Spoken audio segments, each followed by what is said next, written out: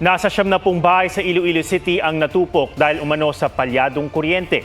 Pero sa gitna niyan, kinuyog ang isang lalaking nagtangkaraw nakawan ang mga nasunugan.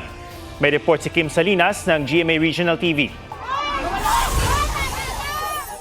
Hindi balde ng tubig kundi isang lalaki ang pinagkaguluhan ng mga residente sa Barangay Benedicto Haro, Iloilo City.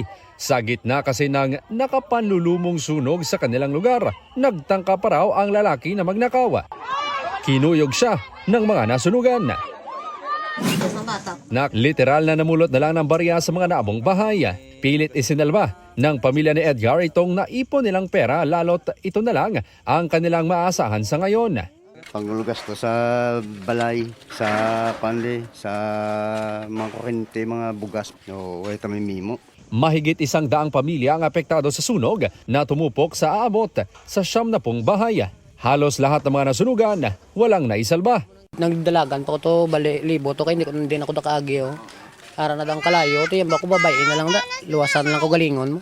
Ayon sa isa sa mga nasunugan, naging mitsa ng apoy ang pag-spark o pagkislap sa ikalawang palapag ng kanilang bahay. May nag-spark.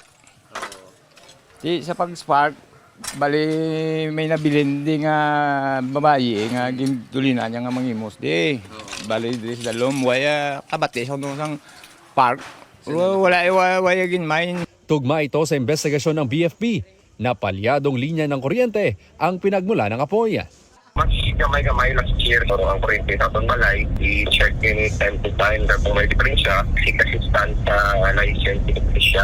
Aabot sa 700,000 pesos ang halaga ng pinsala. Ang lalaki namang pinagkaguluhan ng mga nasunugan, natukoy na residente ng La Paz.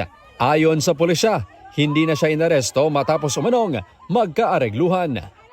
Kim Salinas ng GMA Regional TV nagbabalita para sa GMA Integrated News.